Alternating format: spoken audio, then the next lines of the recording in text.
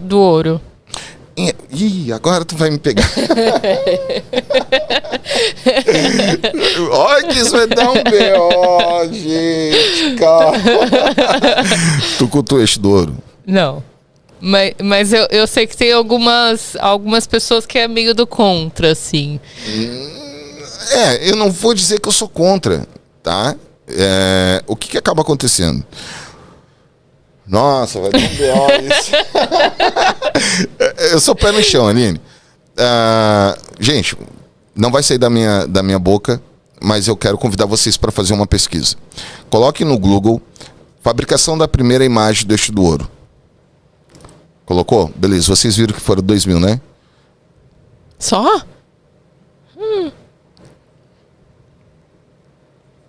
Então, se eu não tenho uma imagem do eixo do ouro antes de 2000...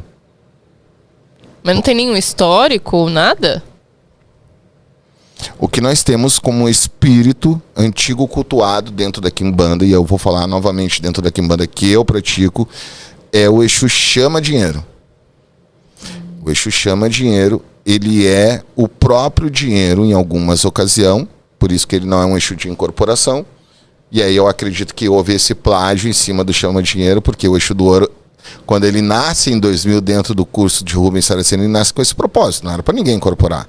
Era para ser uma energia da Mamãe Oxum. Lembre-se, dá uma pesquisada aí no primeiro curso do Rubens Saraceni. O que aconteceu que incorporaram? Tu sabe, né? Todo mundo quer incorporar, né? Tu sabe, todo mundo quer incorporar, né? Só que aí eu te pergunto, quem é que incorpora o dinheiro? É uma energia... O próprio Exu Chama Dinheiro, ele é a energia do dinheiro. Mas também tem a história do ancestral, que era quem? Durante o período de escravidão, Aline, em alguns locais havia exploração do minério. Também tem a história do ancestral, que era quem? Durante o período de escravidão, Aline, em alguns locais havia exploração do minério.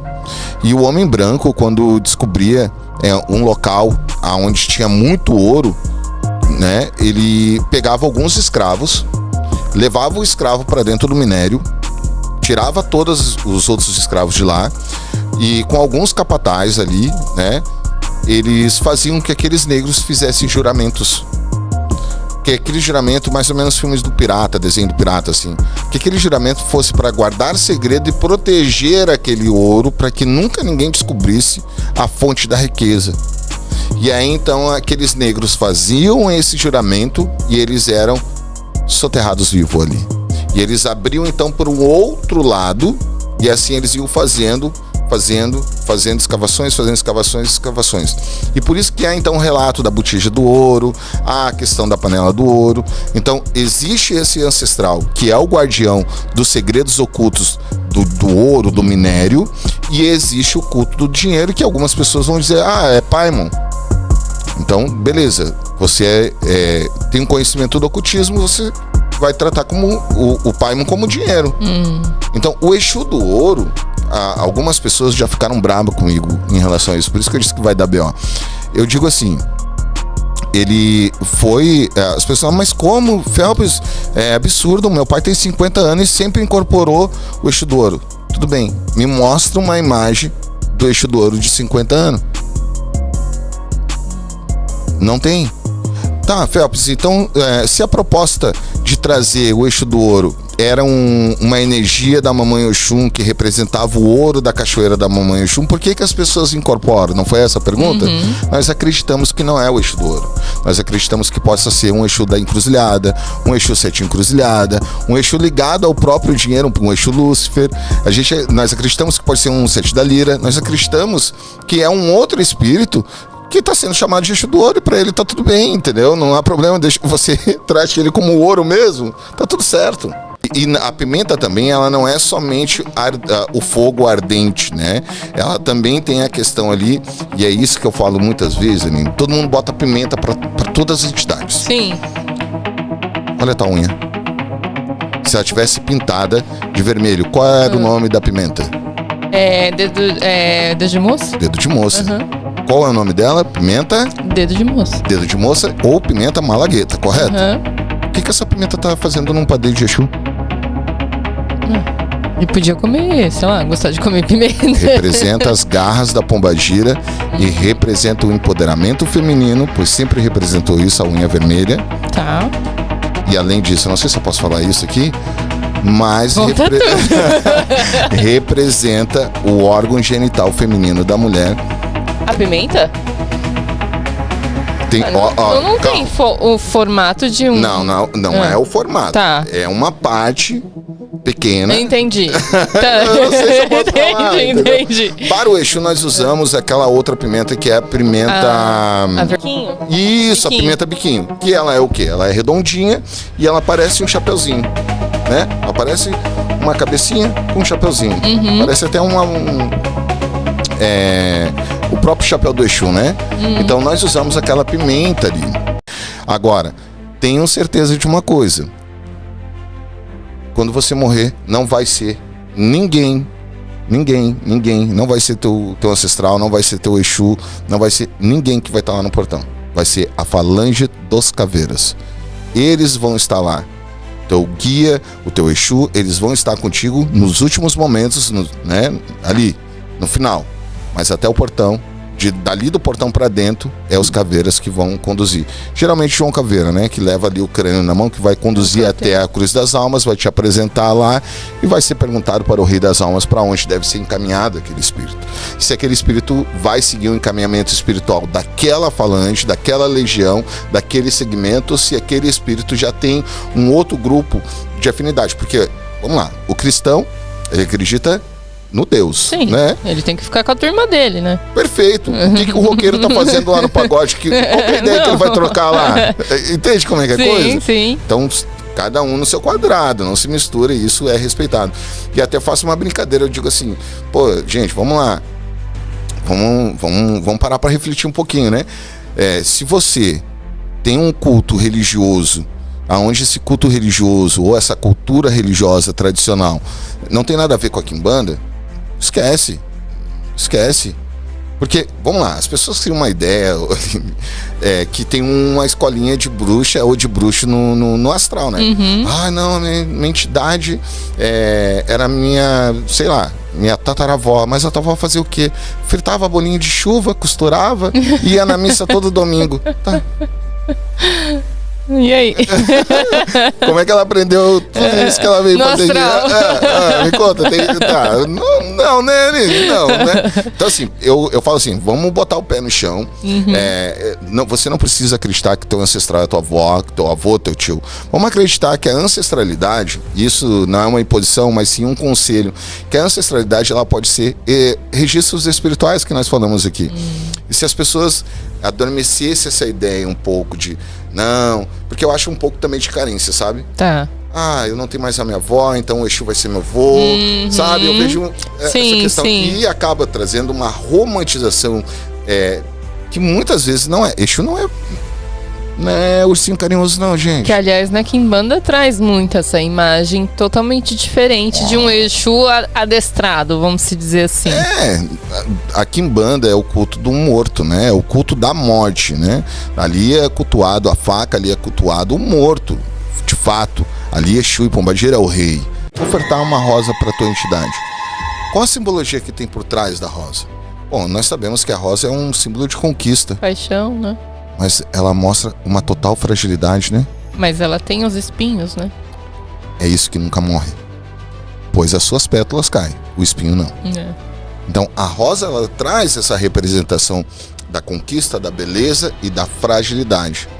Na verdade a rosa ela sofre, né? Mas ela fica linda depois. E por mais que ela morra, aquilo que é o pior dela continua vivo. Firme e forte. Então as pessoas têm que entender, Aline, que por mais difícil que seja, que de boa vontade o inferno tá cheio, né? Então a gente pode fazer sim por intuição, pode, mas calma. Às vezes são apenas você com seus desejos, ou muitas vezes as pessoas com delírios, Aline. Eu vejo muito delírio. Por exemplo, para que botar bombom pra pombagira? Isso é absurdo. Calma aí, gente, vamos lá. O chocolate, ele é recomendado, inclusive dentro da medicina, para acalmar uma mulher durante a TPM. No período menstrual. Sim. O chocolate, o cacau, foi um dos produtos, durante a colonização do Brasil colônia, considerado a fruta do rei. Que, aliás, a gente tem o cacau, que tem muitos lugares que usa, né? Pro cardíaco, claro, ele é feminino. Medicinal. Ele é medicinal. Sim. E aí nós temos então a simbologia da conquista, como acalmar e como conquistar um grande amor. E aí nós temos o amor carioca, nós temos o serenata de amor, que são bombons que já carregam essa nomenclatura. A simbologia. Ah, Phelps, mas hoje em dia esse chocolate nem é mais cacau. Gente, eu tô falando de simbologia. Pois a feitiçaria dentro da Quimbanda, ela é alquimia, simbologia e intenção. Aquilo que você intenciona, então, por isso que eu falei que pode estar cheio de boa intenção, mas se não souber realmente o significado, pode ser que as tuas intenções não sejam as melhores, entende? Então, por exemplo, eu quero que a Rosa Caveira me ajude, mas eu dei as ferramentas erradas, eu não... Eu olhava, o que eu vou fazer com isso, querida? Muito bom, muito bonito, obrigado. Mas pra que é isso mesmo? Então, é pra te me ajudar a conseguir mais caminhos abertos. Tá, mas tu me trouxe uma tesoura, não me trouxe uma pá? Sabe como é que é coisa? Então, assim, tudo dentro da magia, e principalmente dentro do culto de Exu e Pombagira, tem um porquê. Vou dar um outro exemplo clássico. Opa, se você não abriu a fruta, você come uma dessas frutas. Se não abre a fruta, eu posso colocar 5 moranguinhos, um eu como. Isso? Se ela estiver fechada, pode comer. Desde que tenha um propósito de cura. Então, por exemplo, quero conquistar alguém, quero fazer parte. Eu vou ir hoje num jantar, numa reunião de negócio, e eu quero fechar esse negócio. Eu preciso que a pessoa assine esse papel. Arreia a oferenda. Deixe ali algumas horas. Firme seus pensamentos, faça seus pedidos, converse com a entidade e comunga com ela. Depois de algumas horas. Porque a fruta fechada, ela buscou a energia daquele ambiente. Tá toda centralizada a energia ali.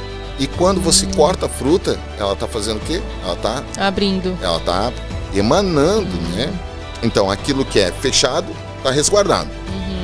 Aquilo que tá aberto tá emanando.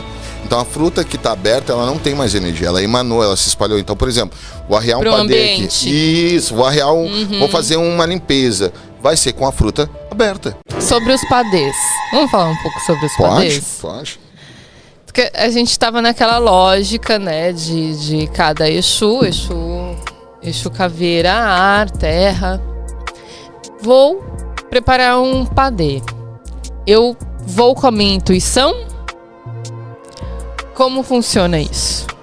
Muito obrigado pela sua pergunta.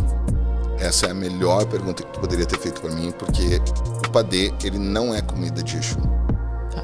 O padê, ele é o feitiço, ele é a cura ou aquilo que vai ser utilizado para manipular as energias.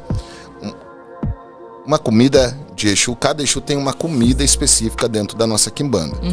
Então, para cada elemento, ele tem um significado. Então, vamos lá, vou pegar o caveira. Caneta, papel na mão, já anota esse PDF. Nós vamos usar a representação da farinha de mandioca, elemento terra. Tá? Nós vamos usar a própria cachaça, que é o elemento fogo, tá? E nós vamos usar uma coisa muito específica. Carne de porco, mas não é qualquer carne de porco. É com osso. A chuleta. Aqui é conhecido como bisteca. Lá no Rio Grande do Sul nós chamamos de chuleta. Se o teu Exu caveira, por exemplo, João Caveira, tá? Tem essa ligação da parte carnal e desencarne, você vai fazer uma mal passada e uma crua. Não é totalmente crua. Ah, mas o meu caveira adora cebolado. Calma, gente. A cebola tem que ser branca e não pode ser pontuda. Ela tem que ser totalmente redonda. E toda a parte de almas é crua.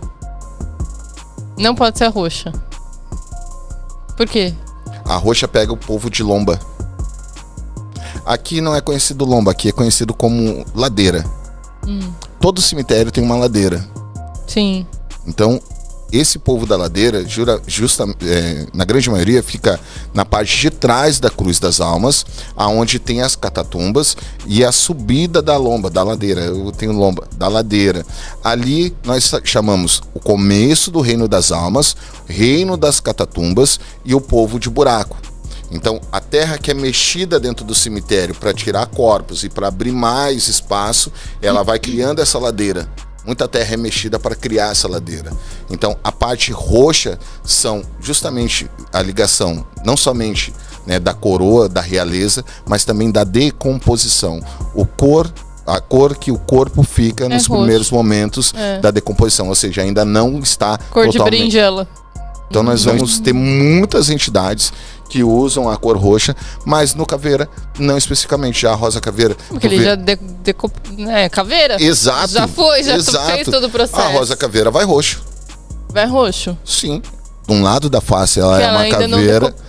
não teve a decomposição. Entende como é que é a coisa? Tô gostando da aula. Tá? Então cada Exu ele carrega uma força elemental, ele se desdobra em elementos. Então o segredo do ponto riscado é sobre isso. Então você imagina uma forma de pizza, tá? E aí o teu caveira vai riscar o ponto. E aí eu tô ali observando o caveira. E aí eu digo pro caveira, qual ponto você vai riscar? Eu vou riscar meu ponto de assinatura. Ótimo. Quando ele riscar, ele vai colocar o carvão ou a pemba. É como eu disse, é como se fosse uma forma de pizza. No primeiro elemento que ele domina. Então, conhece... Ele vai riscar a primeira... Entendeu. Então, se ele riscar o primeiro traço no elemento água... Opa, peraí, tu não sei. é o caveira. Tu tá me enganando. Entende? Entendi. O que ele pode fazer? Ele pode puxar... Ó, eu entregando o PDF tá entregando aqui. Tô adorando. Mas tá tudo bem. Ele pode riscar o risco no meio, né? E a cruz, porque ele já vai representar, então, os 4 elementos. Ele pode dizer assim, ó, eu domino os 4 elementos. Tá. Mas se ele não domina os 4, que é o caso dele, ele vai riscar o meio. Ele vai riscar o meio, que é o primeiro e o segundo desdobramento, terra e ar. Pinéia e ar. Primeiro... O risco do meio da forma da pizza. O risco primeiro é o quê? Ele está dividindo a polaridade dos 2 elementos. Ó, eu domino 2 elementos principal. Tá. O terceiro é o ali desdobramento. eu não sei qual que é o elemento. O elemento tá em cima, o Isso. fogo... Não, tu não pode falar. Agora, não, tu sabe que, né? De um lado, embaixo, tu tem a terra, né? Tu sabe que do outro lado tu tem o fogo. Direito, isso, fogo. Tu tem o ar e tu tem a água. Então, se ele riscar lá na esquerda, né? Por exemplo, tá de frente pra ti aqui, riscar na água... peraí, caveira. Tu é caveira da onde? Tem certeza que tu não é o Exu Maré, o Exu Pirata? Tá entendendo como é que é coisa? Entendi. Por quê? Ele vai... Por isso que o espírito, quando ele risca, ele não é obrigado a riscar todo ponto. E ele não é obrigado a riscar nenhum ponto, na verdade, tá? Então, por exemplo, vamos lá, o teu caveira tá aqui e eu... Lá o Exu, meu pai. Ofereço a pemba pra ele. E simplesmente eu agir. Com esse pequeno sinal. Que de repente o médium não está preparado para saber quem ele é, o que ele veio fazer. Exato, não está preparado. Agora, se eu trago a pemba ou o carvão para ele, e ele pega e ele risca somente esse risco e devolve, tá tudo bem também. Entendi. Ele não é obrigado a riscar. É, porque parece que é uma obrigação, né? Não. Detalhe, o ponto riscado é uma ciência. Ele é uma ciência, ele é algo, assim, que não é para todos o conhecimento dele. Se eu chegar no cemitério, eu não vou saudar o orixá Abaluaê, dono da terra. Eu não vou saudar o orixá Omolu. Eu vou saudar o elemento da força da natureza. Salve o elemental da natureza, salve Sifos espíritos do ar, salve Maravilhoso Zoltinas. isso que você está falando. Porque muita gente vai fazer um trabalho e não sauda os elementais. Nós saudamos os elementais porque dentro do nosso culto, tá, Aline? Eu não vou falar pelos outros, mas vou falar pelo aquilo que eu pratico. Dentro do nosso culto, o Exu, ele é o elemental da terra. Tá? Então, cada Exu, ele carrega uma força elemental, ele se desdobra em elementos. Então, o segredo do ponto riscado é sobre isso. Qualquer lugar tem pessoas mortas, e essas pessoas mortas estão ali Não estão no paraíso, nem no céu, nem no inferno. Estão ali. O ponto da Maria Navalha fala sobre isso. Você não anda por onde eu ando, mas por onde você passa ela te vê. Eu ando pela madrugada e aonde você passa eu tô ali parada. Eu ando pela madrugada e onde você passa eu estou ali parada. Então, por onde você passar tem espírito. E as pessoas, não, eu tenho que ir no cemitério. Quantas pessoas já morreram na esquina, atropelada, na avenida, em todo local aqui mesmo? Para construir esse prédio tinha vida, tinha árvores. Todo lugar tem morte. Sim. Mas as pessoas focam muito no cemitério. Por quê? Porque é o que é vendido na internet, né? E as pessoas levam a história da repetição, né? Eu vi o Phelps falando, então vou fazer a mesma coisa. Não, cada um tem a sua vida. Mas ali também tem uma grande energia, né? Ali tá uma exposição de corpos que estão ali. Não isso. Que aqui não tenha, isso mas ali a gente sabe que tem uma força ali. E aí que vem o grande lance, né? Porque se tem uma grande força e tem muitos corpos, tu não tá buscando a tua ancestralidade, tu tá buscando chorume. O solo é contaminado. Então, essa é uma problemática. Eu não vejo problema em ancestralidade pedir aquele elemento de lá. Tá. O problema que eu vejo é como buscar e como tratar esse elemento. Porque nós buscamos esses elementos, não só esse, como outros. Porém, nós temos como banir, nós temos ritualística para tirar de lá de dentro, nós temos ritualística antes de entrar para dentro do templo. Ele passa por 3 processos, que são os processos da mineração, das folhas e do banimento.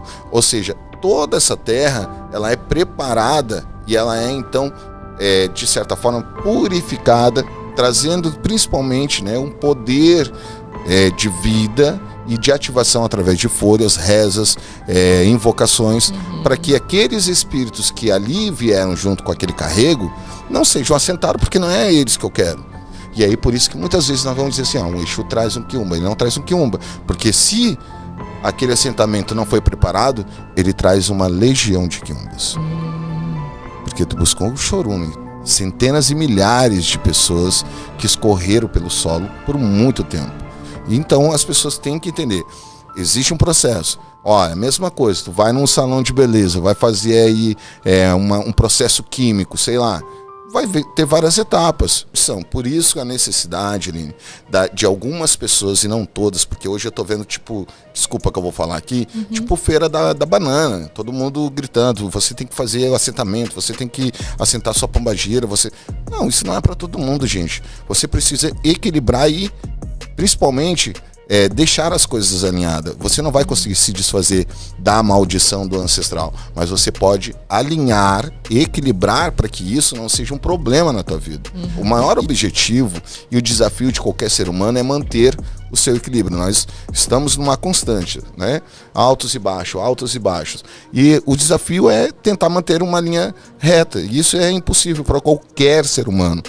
E aí que vem a necessidade de tentar equilibrar essas energias para que você possa, então, de alguma maneira, não deixar que essa maldição ancestral ou esse contrato atrapalhar lá na frente. E isso é a importância de ter alguém com capacidade, conhecimento, para que não faça piorar.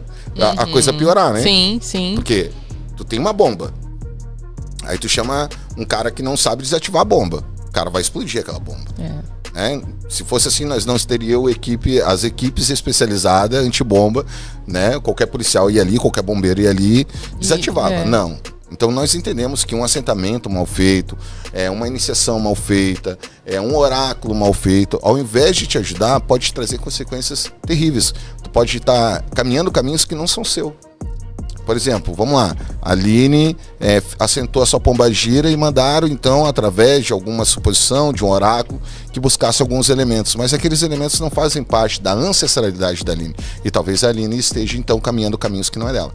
E vivendo coisas que não eram para ela. E reativando maldições que não eram dela. O riscado é uma ciência. Ele é uma ciência. Ele é algo, assim, que não é para todos o conhecimento dele. Tá? Eu até quero falar bastante sobre isso. Outro detalhe, fechar o ponto. O ponto só pode ser fechado, aquele círculo que representa o universo, aquele círculo só pode ser fechado quando Onde aquele que eu ponto... aprendo tudo isso, hein? Além de cabala. O Phelps, né? eu vou abrir uma mentoria sobre o ponto riscado. Ele só pode fechar o ponto quando o universo estiver fechado. Então, quando o teu mundo estiver fechado, já com o teu conhecimento total com o caveira, com a simbiose perfeita, é que ele vai fechar aquele ponto e dizer: a partir de agora, nós estamos em uma esfera perfeita. Moldei, lapidei e agora eu fecho meu ponto. E aí, então, essa entidade pode ter um ponto de assinatura, pode ter um ponto de trabalho, um ponto de demanda, um ponto de defesa. O ponto aberto significa que tudo está irradiando para todo mundo. O ponto fechado significa que aquilo dali está concentrado só em um lugar. Então, existem várias questões por trás do ponto riscado. O norte, o sul, a própria cruz, Aline. A cruz não é uma cruz. O que é? É o que? Um X? Uma cruz é os 4 elementos. E Sim. não somente os 4 elementos. Que ele já divide ali. As 4 estações do ano. Verão, primavera, outono e inverno. Norte, sul, leste, oeste. Então a cruz não é uma cruz. Ele já está falando. Né? Ele já está mostrando ali os... Entendi. Por exemplo, eu vejo muito as pessoas, e não me cancele por isso, tá? As pessoas colocando leque. Pra Pombagira. Tá. Por quê? Eu ponho. Quem é a Pombagira? Rosa Caveira. Eu ponho um leque preto. Ótimo. Qual que é o elemento da Rosa Caveira? É o mesmo do caveira. Entendi, é o ar. O ar. Agora, se ela não carrega o ar, o que ela quer com o leque ali? Vamos falar de outro Exu, calma. Buguei, hein? Travou aqui, hein? Não, eu tô gostando da história. As pessoas têm essa visão, sabe, Aline? Eu por ego, por vaidade, sabe? Eu quero procurar a Quimbanda porque vou me tornar poderoso, vou poder fazer... Não é assim, gente. Não é assim. Gostaria que fosse, tá? Mas não é. Não é. Com o Exu e Pombagira não é. Mas o Exu, ele tem um poder, que eu vou dizer, uma carta na manga. Tá. A carta na manga, dentro do meu culto e dentro de muitos cultos de Quimbanda, e eu não posso falar por todos, eu tô tentando deixar isso bem frisado, porque... mas na minha Quimbanda não é assim. Tá bom, gente, eu tô falando... Na sua não é, na minha... Beleza, ótimo, tranquilo. Dentro do nosso culto, nós temos a carta na manga, que são os prestadores de serviço, que é o Quiumba. Então nós temos um culto de Quiumba separado, mas dentro da Quimbanda. Interessante, porque eles são os olheiros, vamos se dizer assim. Perfeito. Eles são as peças menores no tabuleiro. Então nós temos o peão, nós temos a rainha, nós temos o rei, o bispo, a torre. Nós temos um tabuleiro de xadrez. Mas quem vai fazer o trabalho sujo e quem não vai prestar conta é o Quiumba. E esse Quiumba, ele foi resgatado e ele foi convidado. Eu não fui lá buscar. Então vamos lá. Foi determinado que eu tivesse que ir no cemitério da Consolação. Chegando lá no cemitério da Consolação, determinado pelo próprio espírito, Exu ou Pombagira, determinou que eu fosse na rua, rua 4, túmulo 65. Chegando lá, o túmulo depedrado, abandonado, tudo quebrado, não tinha mais nome. Pelo jeito, a família abandonou faz muito tempo. Então, são espíritos que foram abandonados por familiares, espíritos que não foram mais zelados e nem lembrados porque as pessoas choram o luto por 7 dias, né, Nini? Exatamente. Depois abandonam. E aí o cemitério liga, vai vencer aqui. Dane-se. Então, muitas vezes o osso é jogado numa vala comum ou num ossário público e entre outras coisas. Eu já entendi o recado, tá bom. Tu sabe do que eu tô falando. A fruta, além dos odores e aromas, elas têm as cores ali. Eu costumo dizer que magia negra é uma palavra que eu não gosto de usar, que seria até de cunho bem racista. Porque a magia não tem cor. Sim. Mas a cor tem magia. A cor influencia no nosso estado de humor, na nossa capacidade mental, de tranquilidade, né? Então a cor tem uma força que vibra. E o morango vermelho, vou servir uma bebida para Rosa Caveira. Eu vou usar roxo ou branco. Cidra branca. Tudo é branco. Nas almas tudo é branco. É verdade. Então as pessoas dizem, eu vou fazer um agrado para minha pombagira, vou dar uma Xandão. Vou fazer um padê de Xandão, vou dar uma Xandão. Qual que é a tua pombagira, minha velha? Pois é, meu pai, olha, faz tempo que eu tô prometendo uma Xandão. Ah, mas qual que é a tua pombagira? É a pombagira das almas. Vamos lá. Fruto do descobrimento. Maçã. Que cor é a maçã? Branca. Fruto do pecado. Maçã. Qual que é o símbolo da hipo? É branca. O símbolo da hipo, uma maçã mordida. Uma maçãzinha branca. Branca. Então, para que Xandão? Use os elementos corretos. Todo padê, ele é para cura. É como se você chegasse em um hospital. Não pode ser para uma proteção também? Ele tem para proteção, ele tem para cura, ele tem para limpeza, ele tem para banimento, ele tem para ataque, tem para destruição, tem para todos os sentidos. Só que as pessoas colocam o padê, Aline, hoje em dia, como se fosse a comida do Exu. E não é. Não é. Não é. Eu posso abrir uma comida aqui tranquilamente, porque já é de conhecimento de muitas pessoas. Se não conhece, já vai saber também. Tudo por trás tem um porquê disso. Então, vou fazer uma oferenda para a Rosa Caveira. Pô, a gente já sabe que a Rosa Caveira, ela tem uma parte ainda não desencarnada. Uhum. Então, eu não posso usar somente farinha de mandioca. Eu misturo as duas farinhas. Eu faço ou ela misturada, ou eu posso botar ela separada, uma do ladinho da outra, dentro do que dá. Mas eu, Phelps, aprendi a misturar. Por quê? É a energia do fogo. Opa, desculpa, bati palma aqui. Do fogo e da terra. Porque ela domina o fogo. É? Sim, a Rosa Caveira domina o fogo. O elemento de dominação da Rosa Caveira é o fogo. A fruta, além dos odores e aromas, elas têm as cores ali. Eu costumo dizer que magia negra é uma palavra que eu não gosto de usar, que seria até de cunho bem racista. Porque a magia não tem cor. Sim. Mas a cor tem magia. Uhum. A cor influencia no nosso estado de humor, na nossa capacidade mental, de tranquilidade, né? Então a cor tem uma força que vibra. E o morango vermelho, vou servir uma bebida para Rosa Caveira. Eu vou usar roxo ou branco. Cidra branca. Tudo é branco. Nas almas tudo é branco. É verdade. Então as pessoas dizem, eu vou fazer um agrado para minha pombagira, vou dar uma Xandão. Vou fazer um padê de Xandão, vou dar uma Xandão. Qual que é a tua pombagira, minha velha? Pois é, meu pai, olha, faz tempo que eu tô prometendo uma Xandão. Ah, mas qual que é a tua pombagira? É a pombagira das almas. Vamos lá. Fruto do descobrimento. Maçã. Que cor é a maçã? Branca. Fruto do pecado. Maçã. Qual que é o símbolo da hipo? É branca. O símbolo da hipo, uma maçã mordida. Uma maçãzinha branca. Branca. Então, para que Xandão? Use os elementos corretos. Todo padê, ele é para cura. É como se você chegasse em um hospital. Não pode ser para uma proteção também? Ele tem para proteção, ele tem para cura, ele tem para limpeza, ele tem para banimento, ele tem para ataque, tem para destruição, tem para todos os sentidos. Só que as pessoas colocam o padê, Aline, hoje em dia, como se fosse a comida do Exu. E não é. Não é. Não é. Eu posso abrir uma comida aqui tranquilamente, porque já é de conhecimento de muitas pessoas. Se não conhece, já vai saber também.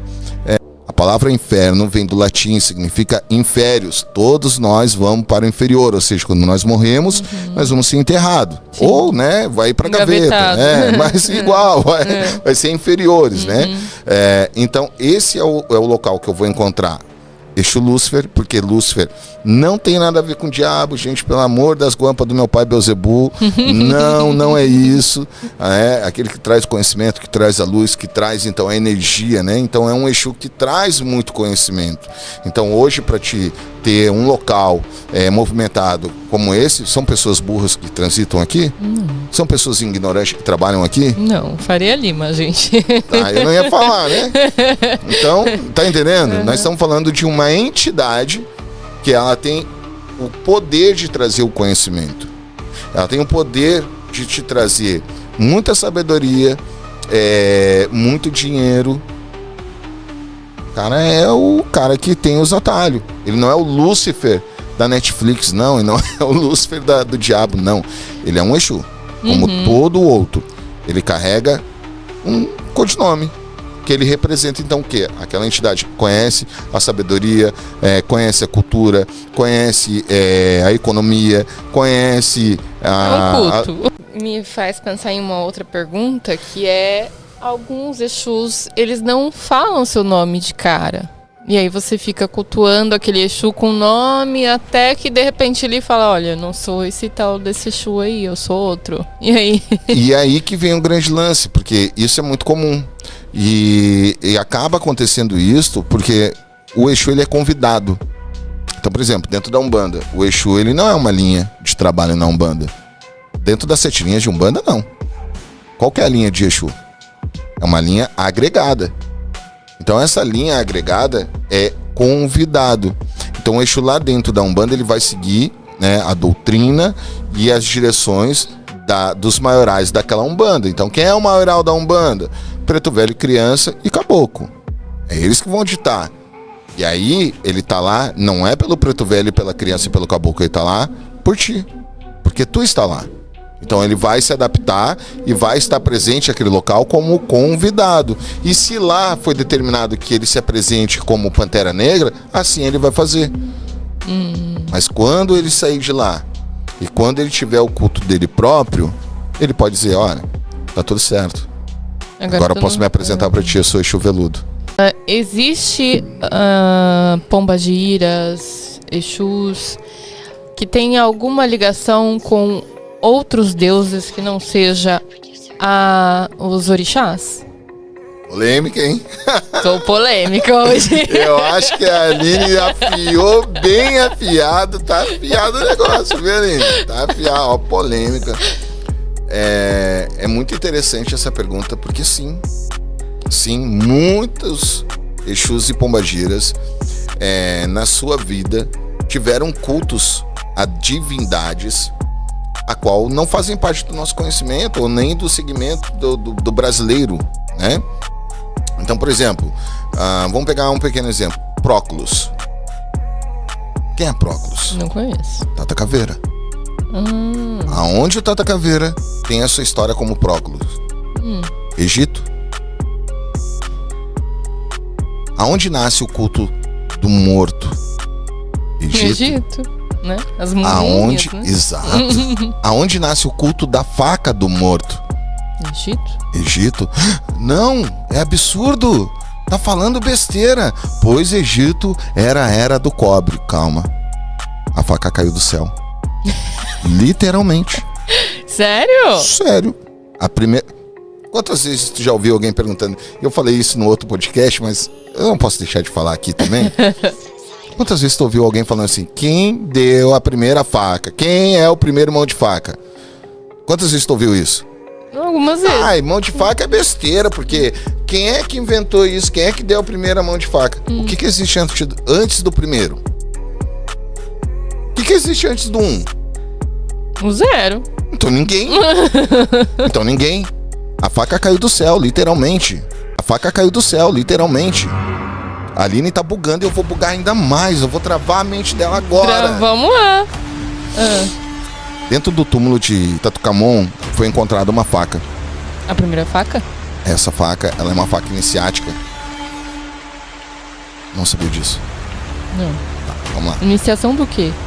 Dentro do Egito existia as criptas, né? E sempre existiu as câmeras secretas do culto ao poderoso morto, que eram as múmias e os ritos, né, a Osíris, né, e Anubis. Ou seja, dentro da crença do Antigo Egito, eles tinham uma missão de trabalhar muito para os deuses, e por isso que a arqueologia prova que dentro do Egito não existia escravidão, e sim uma missão espiritual. Eles acreditavam que trabalhando diretamente para os deuses, e eles eram livres, eles não eram escravos, eles estavam ali cumprindo sua missão. Exato. E nós tínhamos então os templos, que existe até hoje no Antigo Egito. E nesses templos existiam então sacerdotes para tudo. E esses sacerdotes Inclusive, alguns deles têm essa faca, né? É pedido para fabricar essa faca para botar no túmulo de Tutancâmon, para que ele possa, né, enfrentar os desafios durante a sua passagem de morte eterna. Né? Então, se alguém tivesse que atacar ele durante ali o trajeto do mundo dos mortos, ele teria uma faca. Só que aí nós estamos falando do período do Egito, da era do cobre. Então as pessoas, mas cobre? Não, gente, calma lá. Cobre, ouro, estanho e prata. Era isso que era feito os metais no Antigo Egito. E essa faca, ela era uma faca enviada diretamente dos deuses. Essa faca caiu do céu, uma pedra de meteorito. Mentira, não. Phelps. Não existe. É uma isso. pedra que não existe na Terra. Não, as pessoas podem dizer assim, Phelps, é mentira, não acredito nisso. Dá um Google aí agora aí. Faca de Tutancâmon, pedra de meteoro.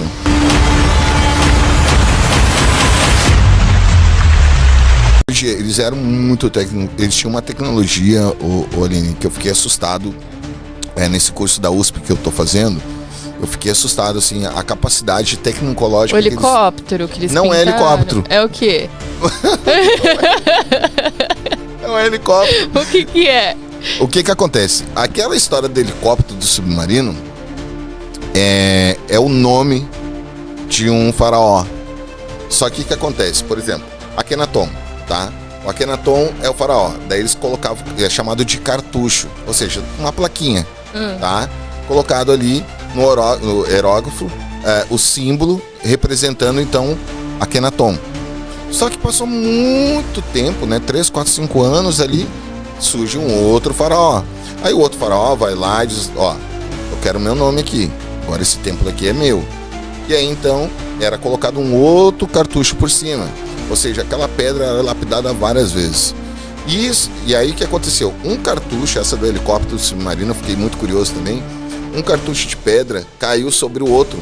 E aí o tempo fez com que ele petrificasse, e aquelas linhas que parece ali um helicóptero, ele mostra, o professor mostrou durante a aula, esse aqui é o cartucho original, porque eles tiraram o de trás. Esse é o cartucho original e esse é o cartucho do Ramsés. Esse aqui é o da Akhenaton, esse aqui é do Ramsés. Cada faraó ia colocando um cartucho e eles iam petrificando, ia se unindo, ia formando esses cartuchos. Mas são vários nomes ali. Eu disse, não, mas não é possível. Gente, vocês têm que entender uma coisa.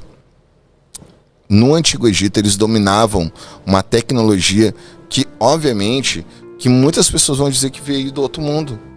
Só que a influência daquele tempo era uma influência de dinastia. E as pessoas pegam isso também, Aline, da questão europeia, né? O rei, a minha pombagira é um rei, o meu Exu é um rei, uma rainha. Europeia, sempre é europeia. Mas o conceito de reino, porque também ouvi falar na internet que os reinos só começou agora. Não, os reinos começou no Antigo Egito. Gente, mais velho do que... O reino não começou na Europa não, gente. Não é a coroa da princesa e da rainha, não, dos contos de fada, não. Os reis surgem na Mesopotâmia e no Antigo Egito. Ali começa a história de como era o imperialismo, de como eram os reinados. Então, essa questão dos cartuchos, só para finalizar, para não ficar em aberto, não são helicópteros, não são submarinos, são cartuchos. E, professor Thomas, espero que tu esteja orgulhoso de mim. São nomes de faraós que foram escritos um por cima do outro e aí foi formando aquilo dali. Aprendi com o senhor, meu velho.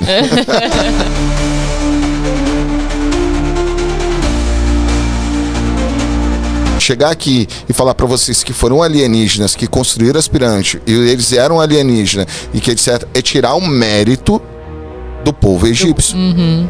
Então é dizer que aqueles homens e mulheres não tinham capacidade para nada.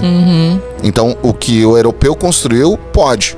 O que o africano construiu, não. Então, tipo, ele botou uma coisa assim dentro dessa aula que eu fiz com ele, que eu fiquei em choque, assim. Daí vocês têm que entender que o Egito ele se baseava em 3 estações do ano. E essas estações não eram sobre temperaturas, e sim sobre o nível do rio Nilo. Que faziam, então, né, as balsas, porque o egípcio ele dominava a pedra. Eu disse, não, mas não fecha a conta, professor. São pedras de toneladas. Com tanta precisão, né? Não fecha, ele disse. Vamos lá. Hermenêutica. Hermenêutica é se colocar naquela época. Vocês estão julgando o tempo baseado no tempo que vocês vivem. Nós estamos num tempo onde tudo é velocidade e agilidade. Lá eles não tinham internet, eles não tinham muito o que fazer. Então, como missão, trabalhar. E o tempo passava muito devagar. Porque não tinha essa coisa da ansiedade, da internet, da vida corrida, de sair para tal horário e voltar. E o sol era muito permanente, ou seja, o dia é muito maior, muito mais longo. No Egito faziam muitas entidades, muitos Exus e Pombagira ali tem ligação com o mundo antigo, tá? Muitos. Que essa foi a pergunta que tu fez e eu não consegui finalizar. Não somente o Tata Caveira. As pessoas têm que entender que o Antigo Egito, ele é o berço da humanidade, tá? Nós estamos falando de continente africano. Eu pergunto para as pessoas ficam pensando e demoram para me responder. Vou fazer o teste contigo. Elon Musk, qual é o país do Elon Musk de origem? Não faço ideia. A primeira imagem que vem do Elon Musk na tua cabeça, tu associa ele a qual país? Sei lá, os Estados Unidos. Todo mundo responde Estados Unidos e Europa. Ele é sul-africano. Olha só. Tudo vem da África. Mas o Egito tá longe da Angola, que é da onde vem o Quimbanda. Tá longe. Dentro do Egito existiu, aí meu professor agora vai querer meu pescoço, os núbios, os árabes, os semitas, né? E também o povo do antigo Kemet, que são os povos pretos, de dinastias pretas que dominaram o Egito. E eles influenciaram outros países dentro do continente africano. E aí, antes de tudo, antes de qualquer coisa, não existia vários países africanos. Existia um nome, e esse nome era Etiópia.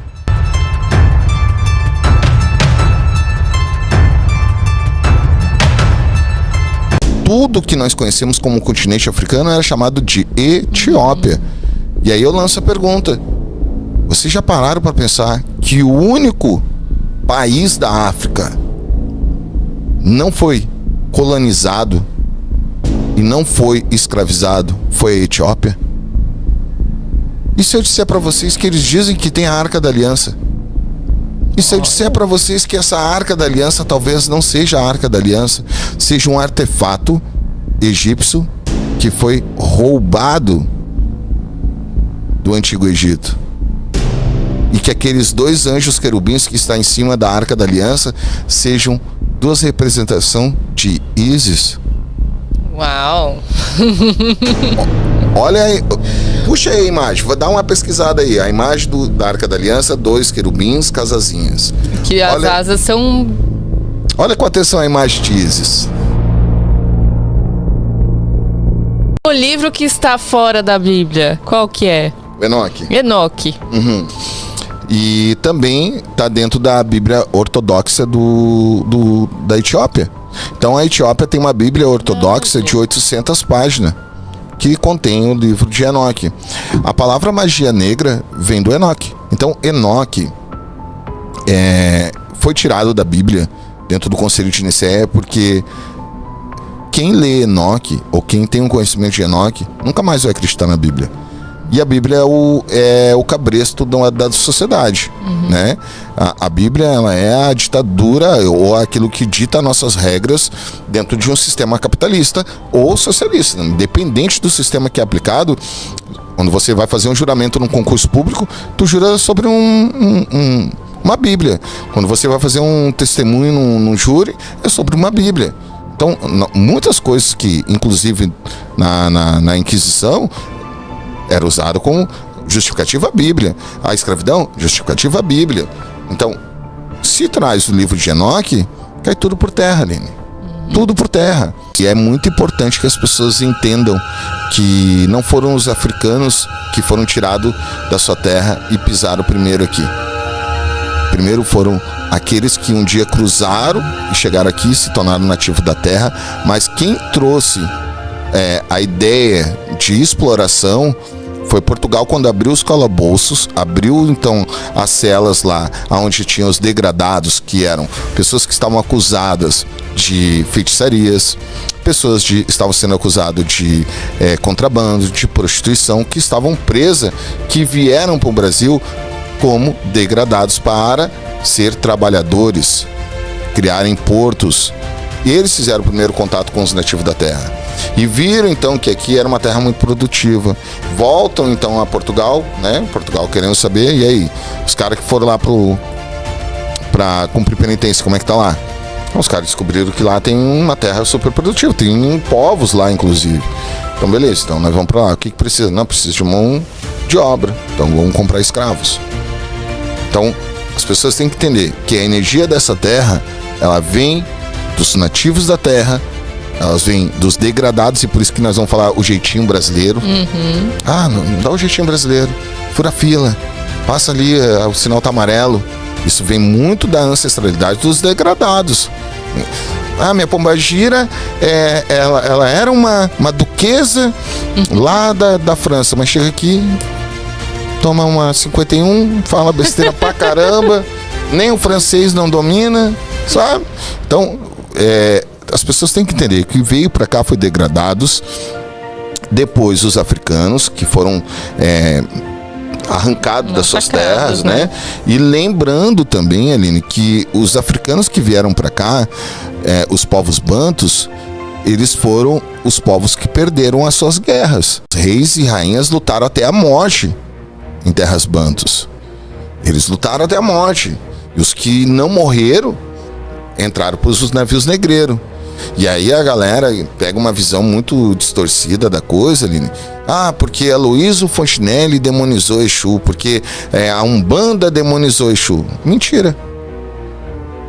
Quem demonizou Exu pela primeira vez foi um nigeriano conhecido como Samuel, que se converteu ao cristianismo lá na Nigéria. Não foi aqui no Brasil. Ele era, inclusive, responsável de traduzir o Iorubá. E aí ele se converte ao cristianismo e, baseado naquela crença de Orixá Exu, ele diz: tudo isso Deus me mostrou que é coisa do diabo. Ele chama Orixá Exu a primeira vez lá na Nigéria, não foi aqui no Brasil, em terras africanas, quando teve o tratado com o rei de Congo, Mani Congo, Aline. A Europa, Portugal, foi lá e fez um trato com eles para o rei de Congo, o Mani Congo, fechar a aliança que Portugal iria ajudar eles. O rei de Congo se converteu ao cristianismo. Lá na África, antes de vir para o Brasil como escravo, tinha a igreja, cruz, tinha o rei convertido e o filho do rei que era bispo. Africanos, que chamou Enkice como coisas do diabo e do demônio. Então não foi o Brasil, não foi a Aloysio Fontinelli. Foi a Umbanda que demonizou. Esse conceito cristão e de demonizar tudo aconteceu lá nos povos antigos, que já estavam sendo lubridiados, enganados pelo povo europeu com a promessa de ajudar na expansão da exportação e tudo mais. Mas de fato, não foi aqui. Os próprios padres chegam no rei de Congo e falam para ele: olha, a gente pode trazer uma ajuda. Só que essa ajuda, ela não vai mudar somente a tua situação, ela pode mudar de todo mundo. Só que vocês têm que se libertar dessa maldição. Uma rainha que está junto com o rei de Congo, que ela bota assim o pé na frente, assim: o que você vai fazer? Porque o Mani Congo aceitou a proposta.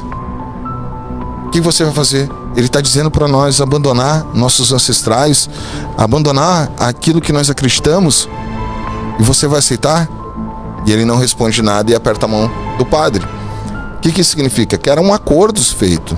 E aí, então, obviamente, que o próprio rei de Congo começa a invadir outros territórios dentro da Angola, dentro dos povos bantus, e aqueles que não eram convertidos, aqueles que perdiam, então, o seu espaço, como o escravo era uma fortuna, o rei de Congo começa a ter uma ganância muito grande, começa a invadir vários territórios para vender escravo para o europeu. Vendeu o próprio povo, né? Por uma necessidade. E um detalhe interessante é o seguinte.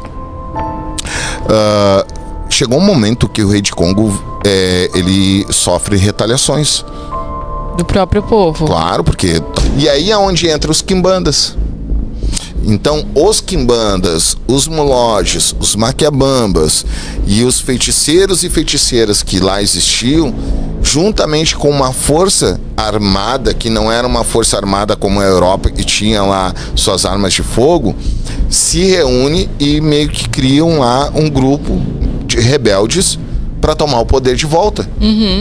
E quando isso chega no rei de Congo, quando essa informação chega no rei Mani Congo, que existe um grupo paramilitar organizado que está reconquistando parte dos povos bantus, parte da Angola, através de poucas armas, o rei de Congo lembra que esta mulher, que era uma rainha, e outros reis de outras tribos estavam unidos espiritualmente para acabar com o Mani Congo. E o Mani Congo sabia da força ancestral que eles tinham. Ele sabia que não podia ganhar essa guerra ali. Então ele desfaz a aliança com Portugal, só que quando ele desfaz, já era muito tarde, já havia saído muitos navios negreiros.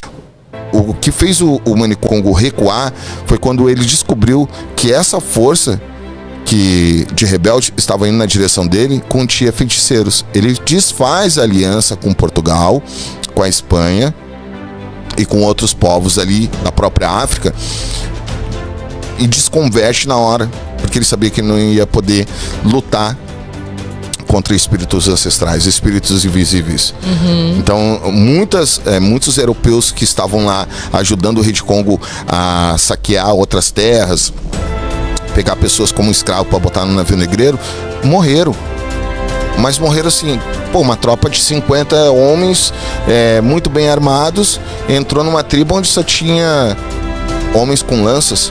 Como que todo mundo morreu e sobreviveu os homens de lança? Era sobrenatural. Era sobrenatural. Então o rei de Congo quebra a aliança com Portugal porque ele sabia que ele não ia durar. Então os povos bantus retomam o poder. Só que daí já era tarde, né, Lili? Quem trouxe a quimbanda pro Brasil? A quimbanda, ela é o segmento... Porque assim, a quimbanda fez o que com o Phelps? E aí eu vou entrar um pouquinho na história de ontem. Que é a minha história. Fez a cura, a transformação. Então, o quimbanda é o curandeiro. A quimbanda é aquilo que cura o espírito e a alma. Quando os primeiros negros africanos que vieram para o Brasil, que foram os povos bantus, ao chegar aqui, Aline, eles olharam para o indígena e viram o que o indígena fazia, que também estava junto com eles na mesma condição, que o indígena acreditava nas forças da natureza, acreditava em ancestrais e em elementais. Os bantus acreditam também na força da natureza e em quices. Os bantus acreditam também em elementais da natureza, inclusive em sereias. E aí, olhando mais atentamente, eles olham para o homem branco e vê que o homem branco também acredita em elementais, como sifos, como salamantra, como ondinas. E observando muito atentamente, eles começam a perceber que, inclusive, alguns ali tinham conhecimento árabes dos djinns. E eles viram que aquilo ali é tudo muito similar. Os quilombos, os refúgios que ali, dos negros que fugiam e conseguiam a sua liberdade, né, e se isolavam, eles faziam os cultos ancestrais. Mas eles não estavam sozinhos lá. Tinham também indígenas, tinham os nativos da terra e a influência de homens brancos ali também.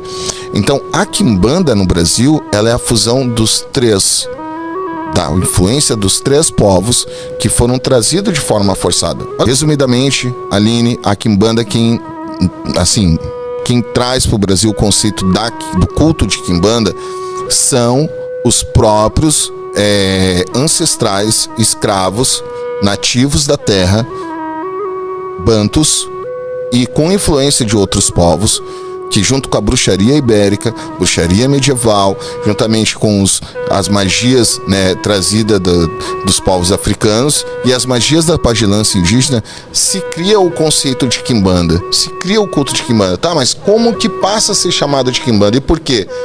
Porque a palavra quimbanda significa cura, curandeiro. Então, o conceito da quimbanda é te curar espiritualmente. É trazer que você renasça novamente para dentro de um feito e para dentro de uma vida. E dentro do culto de quimbanda nós vamos ter, então, o agrupamento e a fusão de todas as magias, pois os 3 pilares da quimbanda é europeia, africana e brasileira indígena.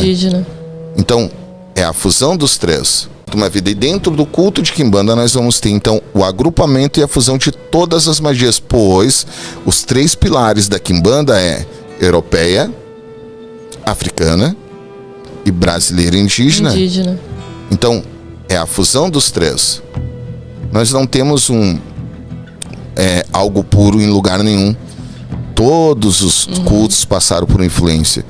E muito da nossa, daqueles que aqui estavam, vieram dos árabes também. Os árabes também têm uma influência muito forte no Brasil. E tem uma influência muito grande no nosso Brasil, que a maioria das palavras que nós temos no nosso vocabulário português brasileiro vem do árabe. Né? Por quê? Portugal contratou muitos árabes e principalmente alguns malês, né, para fazer, africanos lá do Reino de Mali, para fazer trabalho de educação, de escrita e matemática. Então, por exemplo, alface. O alface vem do Egito, a primeira vez, e nasce um alface no Egito, mas essa palavra é árabe. Almofada é árabe. A palavra almofada é árabe. Algidar é árabe. Então nós temos uma influência muito grande dos povos árabes. Os povos árabes influenciaram muito também com a vinda dos negros, que eram também trazidos para cá, não somente como escravo, que eram então os povos malês, que vieram para cá trazidos e tinham um conhecimento gigantesco do Alcorão. E diga-se de passagem, para quem não sabe, dentro do Alcorão se tem muita magia. E os árabes acreditam nos djinns. Quem são os djinns? Os gênios da lâmpada. Os próprios demônios, né? Porque a palavra demônio, ela traduzida vem de ser do daimon. Mas da onde tiraram a inspiração para essa palavra daimon? É do djinn. É do djinn. A inspiração é do djinn. O que é o djinn? É o gênio. Então hoje a Aline está muito geniosa. Está muito demonizada. Né? A Aline tem um gênio muito forte. A Aline é um demônio. A Aline é muito inteligente. A Aline é um demônio. É um gênio. Tá entendendo? A força da palavra? O Phelps é difícil de lidar. Ele tem um gênio muito forte. Quem é o gênio? É o djinn, é o demônio. Né? Então nós temos esse entendimento que dentro da cultura árabe, o djinn ele também é um elemental. Tem o djinn do fogo, tem o djinn do ar, tem o djinn da terra. É tudo muito parecido, né? No final. Tu tá entendendo? É igual. Tu tá entendendo? Então, o que é a quimbanda? Nada mais é a fusão de tudo aquilo que existe no mundo, agrupado aonde nós vivemos, porque foi o que fizeram, pegaram pessoas de tudo que é lugar e agruparam nessas terras chamadas Brasil, e se tem um culto formatado pelo conhecimento ancestral, que daí pode ter sido uma bruxa, que aí pode ter sido um feiticeiro, que daí pode ter sido um mago, que daí pode ter sido um cacique, que pode ter sido um caçador, mas que nunca foi a vovozinha que fritava a bolinha de chuva e fazia crochê e ia na igreja aos domingos ao final da tarde. Não, isso não, gente, isso tá longe, tá? Vamos mais pra lá, mais pra baixo o negócio, sabe? Muito bem-vindo, Mestre Phelps. Salve a banda Gozuê Quimbanda, salve a banda Rafa, salve a banda Brunão, salve a banda Felipe, salve todo aí o pessoal aí que tá aí neste momento assistindo nós. É um prazer chegar e estar aqui na presença de vocês e todo mundo que acompanha. Lembrando, né, Tô bem nervoso, faz parte, né? Você tá suave, você já desenvolveu várias ideias já, pô. Mas eu quero dizer que eu tô nervoso por uma condição, né? Pode falar. A condição é que eu vim buscar meu axé, né? Porque eu fiquei sabendo que agora, além do axé de faca, além do axé de búzio, de não sei o que mais, tem o axé de podcast, né? E aí, então, eu vim buscar meu axé. Quem é que vai fazer minha entrega é a honra, né? Agora eu já acho que eu sou batizado dentro da quebrada. Eu achava que nós Só que a iniciação é 100 mil reais. Ô, caramba, velho. Ô, Bruno. Fala sério, né, Rafa? Parcelamos em 4. Daqui a pouco você descansa a cabeça abaixo da faca. Tá, demorou. Não, mas aí, que papo é esse de cabeça? Bom, não me leva já pra polêmica. Cara, não me leva pra polêmica. Não, primeiro, nós temos que lembrar que cabeça são energias solares. Já viu o Exu, dono do caminho? Não, nunca vi. Mas já ouviu falar? Não. Também não. Nunca ouviu falar que Exu é dono dos caminhos? Dono dos caminhos, né? Entendi. Dono do caminho. Dono dos teus caminhos. E aí, se Exu é dono dos caminhos, são energias telúricas. Se essas energias são telúricas e se Exu é dono do caminho, como que tu tá botando o pé de Exu na tua cabeça? Tá andando de cabeça pra baixo? É isso mesmo? Tá iniciado. Beleza, sou iniciado. Aí, seguinte, tu é dono dos meus caminhos pra mim e nos outros podcasts. Aí, como é que tu vai botar na minha cabeça isso? Como é que tu vai fazer essa ritualística na minha cabeça se os caminhos são andados com os pés e com as pernas? A não ser que eu ande de cabeça pra baixo, plantando bananeira, é isso? Pô, tá entendendo porra nenhuma. É bom que tu não entenda, mas quem tá assistindo provavelmente já pegou. A ritualística que é feita não é na cabeça, é no corpo, do direcionamento. Isso. Nas pernas. Isso, são energias tenúricas, são energias da terra, né? Exu é dono do caminho. Então, caminho, eu não vejo ninguém caminhando de cabeça pra baixo, plantando bananeira. É literalmente, quando você fala caminho, é literalmente pisar, tá ligado? Sim, são energias telúricas, energias da terra. Rafa aqui e o Bruno, e vou levar na encruzilhada. Hoje vocês vão ser os meus iniciados e a partir de hoje vocês vão ser apresentados nessa encruzilhada. Então eu chego na encruzilhada, faço os ritos e falo o meu nome completo e o meu nome cabalístico e falo a mando de quem eu estou ali. Porque ali não existe um morador, existe uma legião de espíritos. Sim, mas tá encruzilhada e tal. Mas representado por um.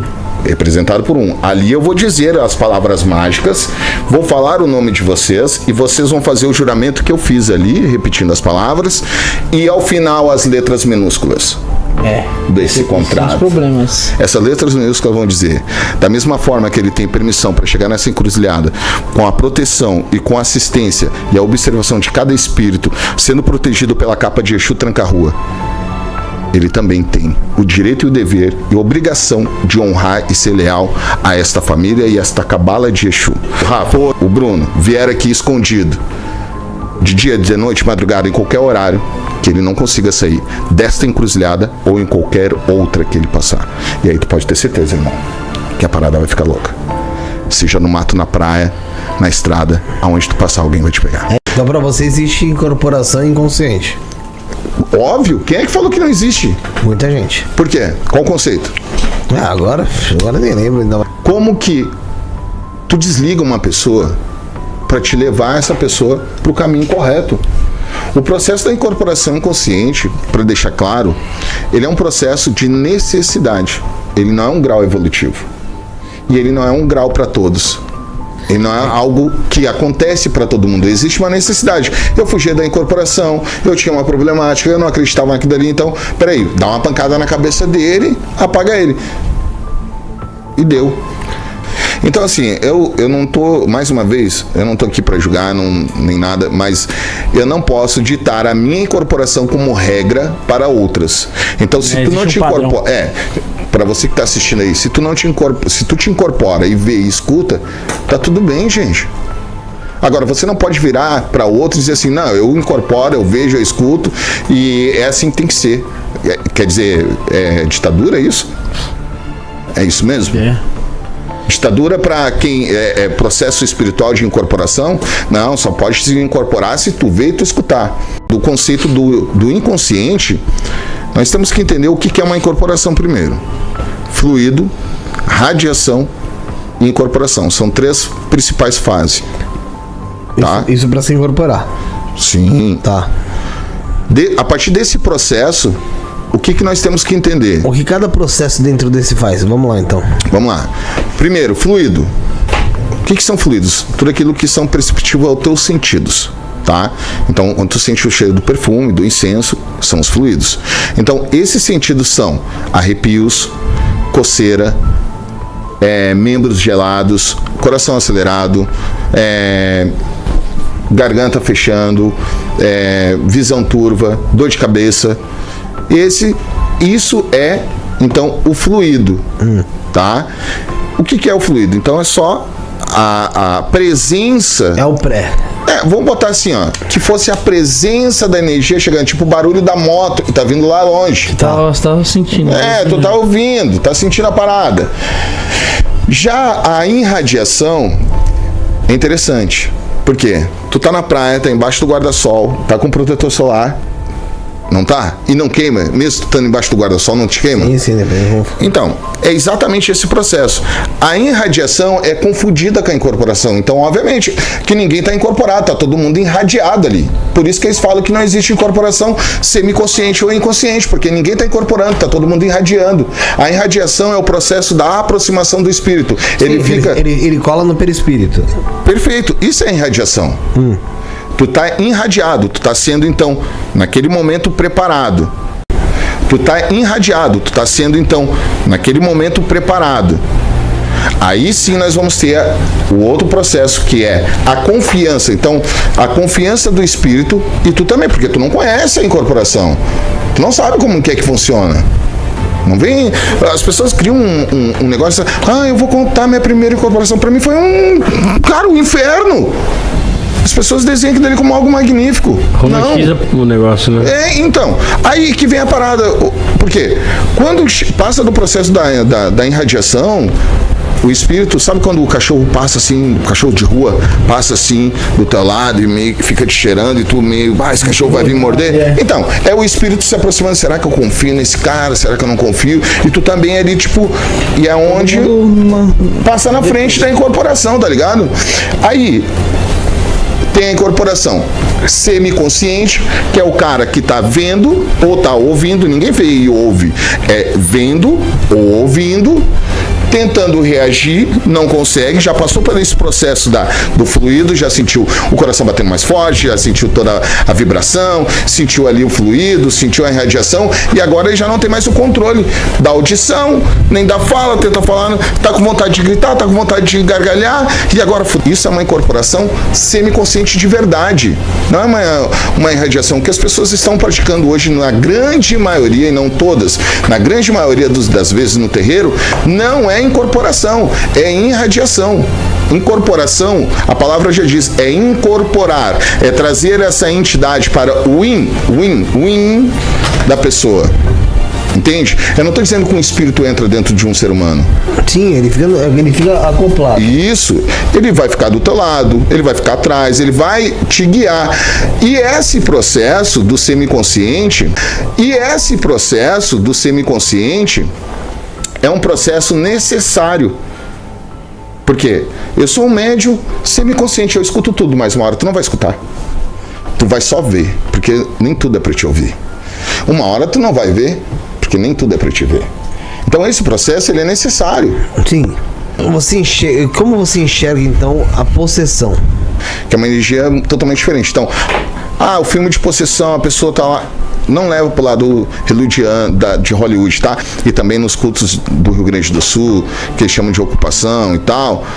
É uma parada totalmente diferente da incorporação. Ele pode te botar para dormir.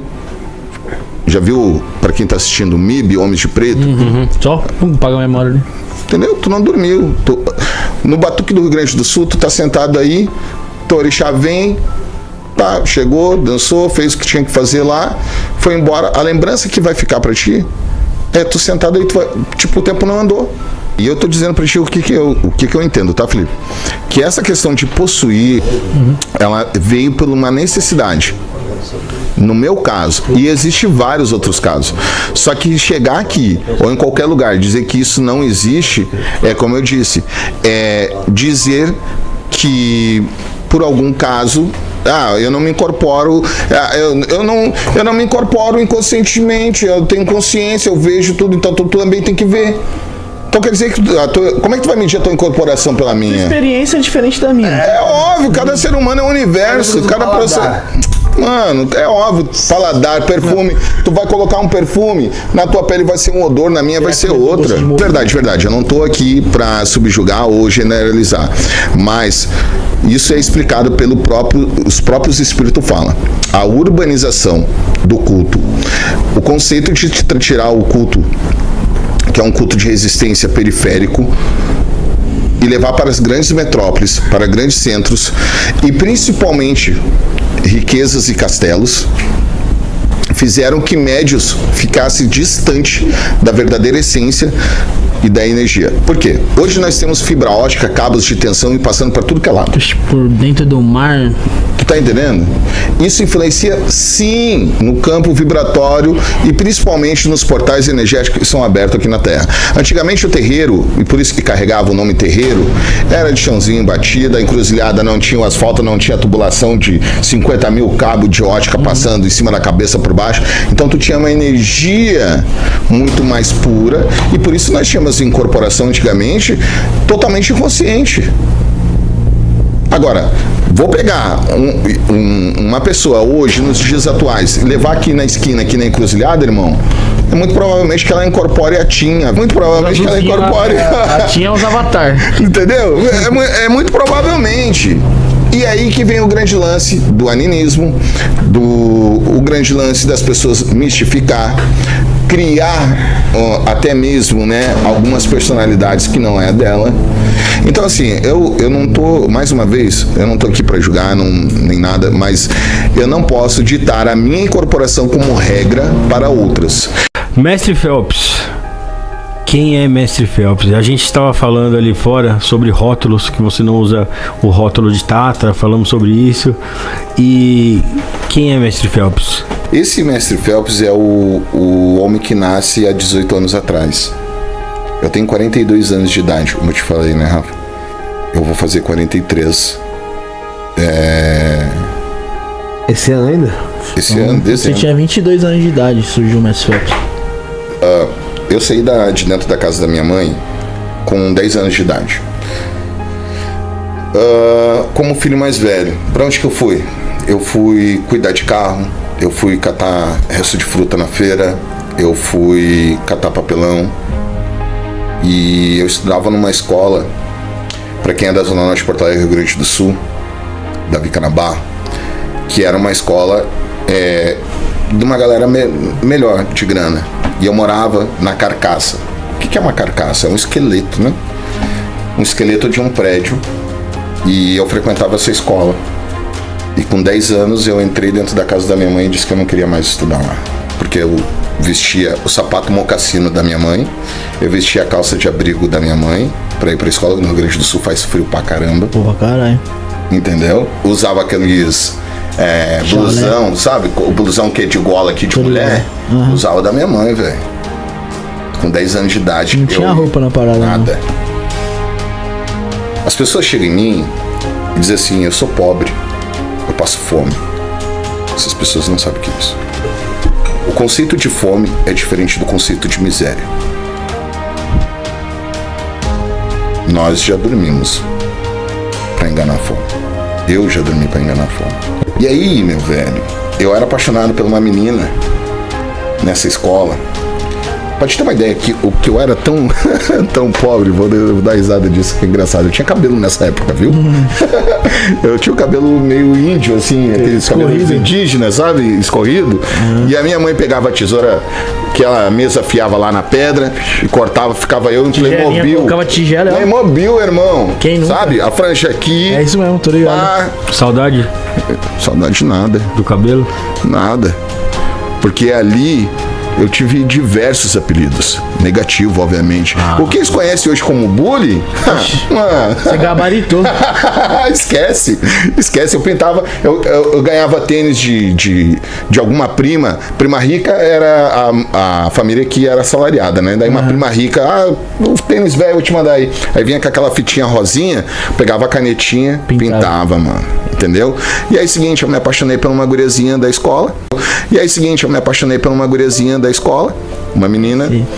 E aí, eu peguei e saí da escola, eu estudava de manhã, e de tarde eu puxava o carrinho. E eu peguei o carrinho no Ferro Velho e tô ali no Leopoldina, bairro Leopoldina, Zona Norte, pra quem conhece, Porto Alegre, Rio Grande do Sul. Tô puxando o carrinho e eu cheguei na lixeira e abri a lixeira e botei meio corpo pra dentro da lixeira. E fui pegar ali os lixos ali de reciclável, né? Moço! Olhei pra cima. Logo a mina. A mãe dela, né? E aí dela do lado. Aí é foda. Irmão, ali... Moiou o rolê.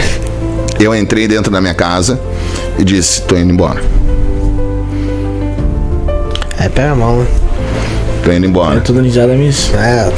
O pessoal... Tô indo embora. E a minha mãe, Fecha com duas crianças, com uma avó, falecida avó, que teve um derrame, acamada. Ela disse, tu vai embora pra onde? Eu disse, eu vou virar homem. Porque isso aqui não é vida. Porque eu não tive pai.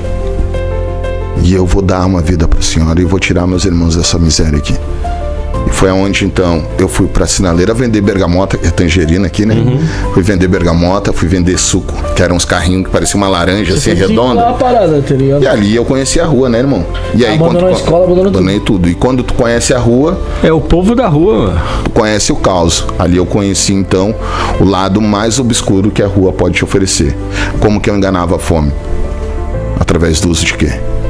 Drogas, álcool. Tudo que tu imaginar de droga eu já usei. A única droga que eu nunca usei na minha vida foi a injetável.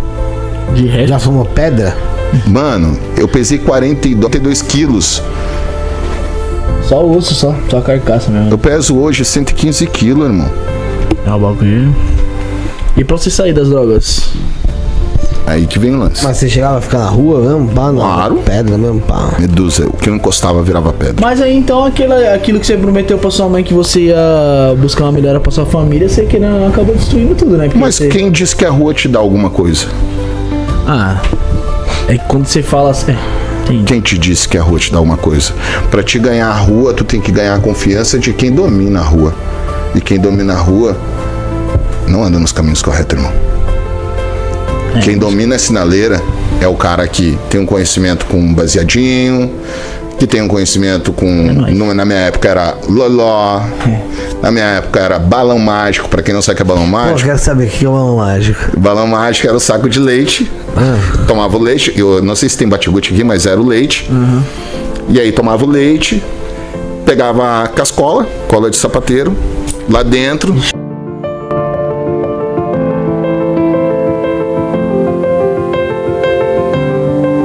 O que é uma quintal lixeira de pós-morte? Quando o sacerdote de Quimbanda morre, né, algumas coisas são desfeitas, algumas coisas são desligadas, algumas coisas são quebradas e assim por diante. No meu caso, e no caso da grande maioria, é feito isso ou em leito de morte ou quando já morreu através do oráculo. Só que aí que tá, esse processo foi feito comigo em vida. Teve a destruição de alguns objetos? Nada. Por quê? Foi feito o ritual de passagem, nós chamamos. Então, a Yasmin, ela tem hoje uma continuação do tranca-rua. Ela nunca vai incorporar o tranca-rua. Porém, foi dito palavras em segredo que somente a navalha, o meu padrinho, o padrinho da Tatamulambo da Joyce e o tranca-rua estavam presentes. Tinha várias pessoas presentes, mas nesse momento era só aqueles ali que estavam ali e uma pessoa desincorporada como testemunha, que foi dito 3 palavras mágicas. Então, se eu morrer e um dia a Yasmin tiver, sei lá, com 50 anos e dizer, tô incorporado com o tranca-rua, para verificar realmente se é o tranca-rua, tem que repetir essas 3 palavras mágicas que foi dito em segredo. Me conta aqui na moralzinha. Não sei.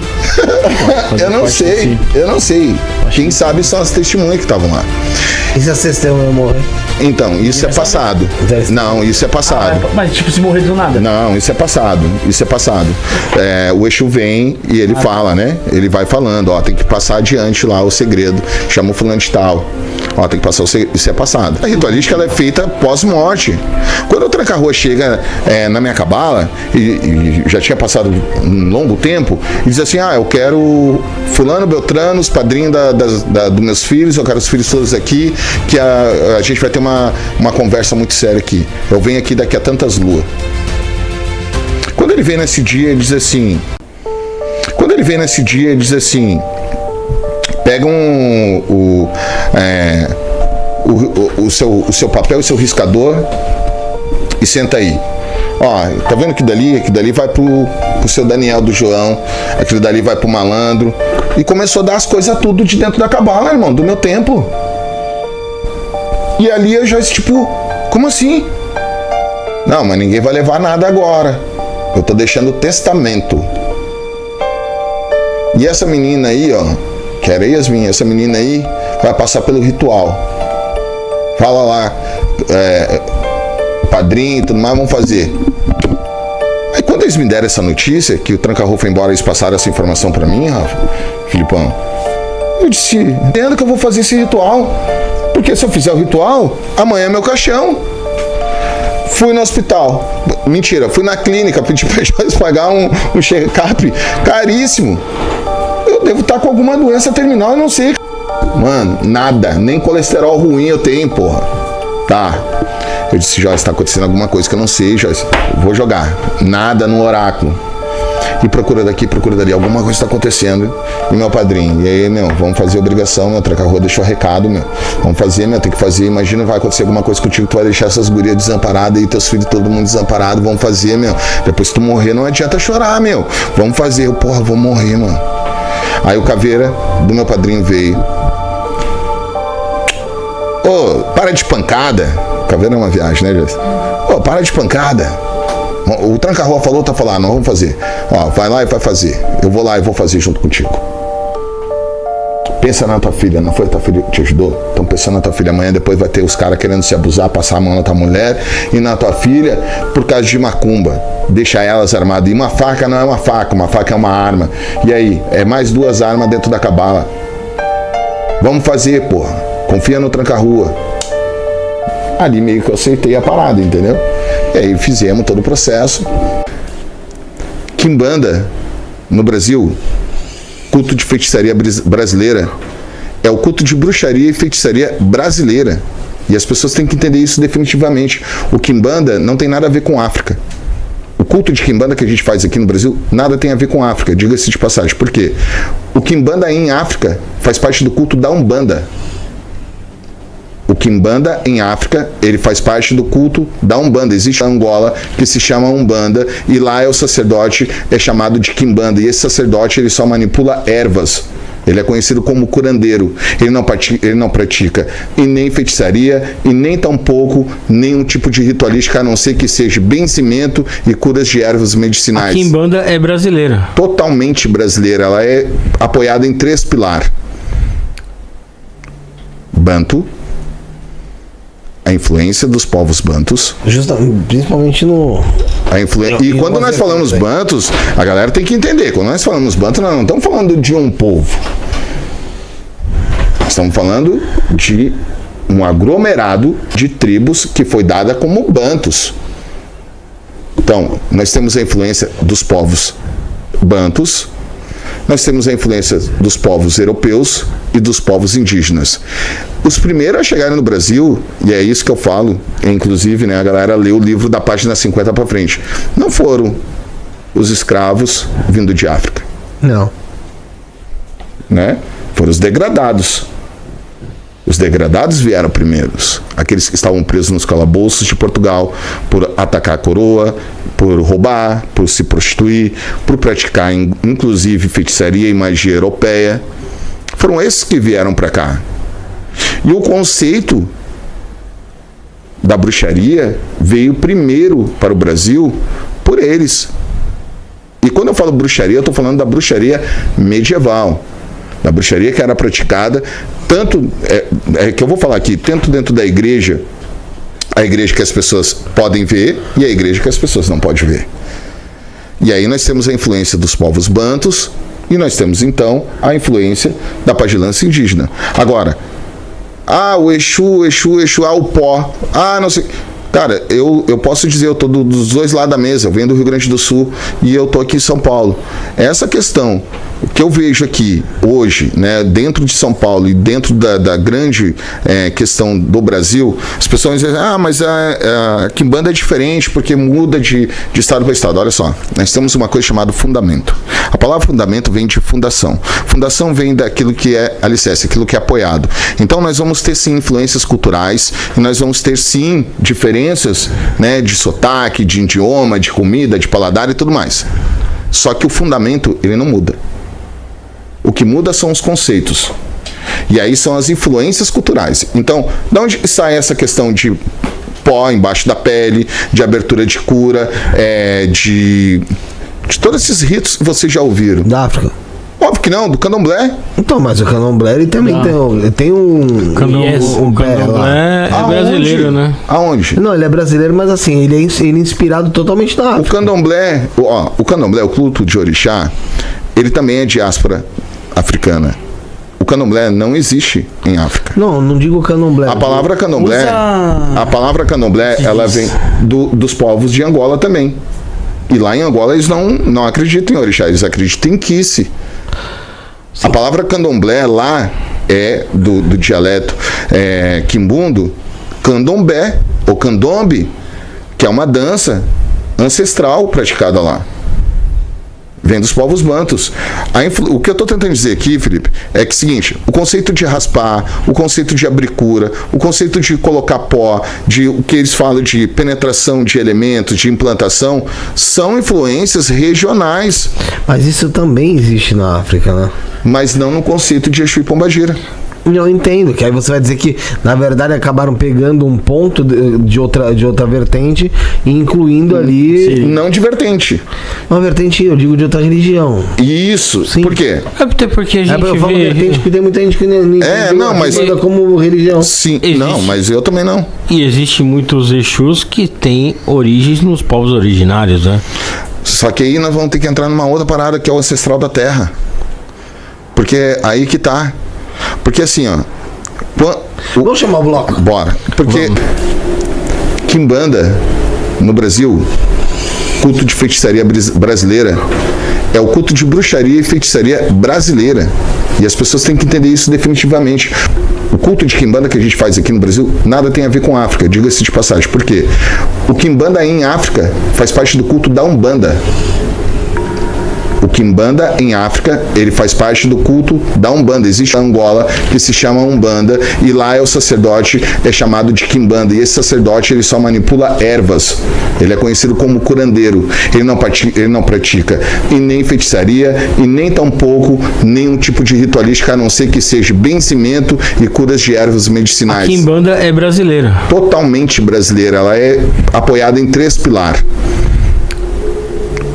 Bantu, a influência dos povos bantus. E quando nós falamos bantus, a galera tem que entender. Quando nós falamos bantus, nós não estamos falando de um povo. Nós estamos falando de um aglomerado de tribos que foi dada como bantus.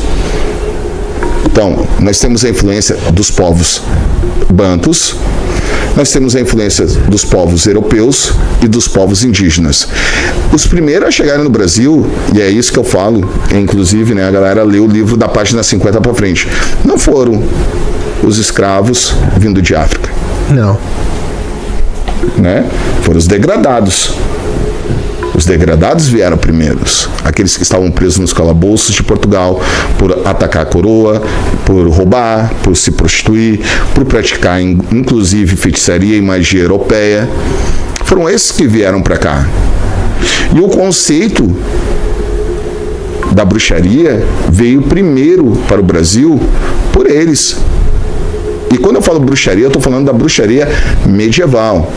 Da bruxaria que era praticada, tanto, que eu vou falar aqui, tanto dentro da igreja, a igreja que as pessoas podem ver e a igreja que as pessoas não podem ver. E aí nós temos a influência dos povos bantus e nós temos então a influência da pagelança indígena. É isso aí, a gente queria falar um pouco mais sobre defuntaria. E o que tá rolando no cenário atual sobre defuntaria que você desaprova, mestre Phelps? Olha o corte aí pro pessoal já... Tá, cada cultura, cada tradição vai seguir aquilo que foi ensinado e aquilo que, né, foi ditado como ensinamento. E eu não estou aqui para julgar o que foi ensinado. Porém, eu sempre falo, eu não sou o dono da verdade, mas eu trago um raciocínio, né, e eu convido vocês para pensarem junto comigo. Vamos lá. Hoje em dia, as pessoas acreditam que buscar elementos no cemitério, terra no cemitério, pregos, entre outros feitiços, até mesmo muitas vezes cometendo vilipêndio, porque uma entidade pediu ou porque um oráculo disse que tinha que ter. Eu convido vocês a refletir: quem vocês estão cultuando? Essa é a pergunta de milhões. Quem vocês estão cultuando? Ah, mas o meu Exu é o Exu Caveira. Qual caveira? Quem vocês estão cultuando? Ah, mas o meu Exu é o Exu Caveira. Qual caveira? Porque, vamos lá, quando é colocado elementos ali dentro, e aí nós podemos partir para o princípio também da ideia do vilipêndio, vocês têm que compreender e entender que quando você traz uma vida para a morte e você traz consciência e força para aquele espírito que por algum motivo está lá, nem sabia que parada era essa de Exu e foi lá e buscaram o cara lá. É Exu mesmo que vocês estão cultuando? É uma pergunta, não uma afirmação. Por quê? Vamos lá. Quando a pessoa entra lá dentro para buscar terra, o que a pessoa está buscando não é terra. É chorume. O solo de todo... Contaminado.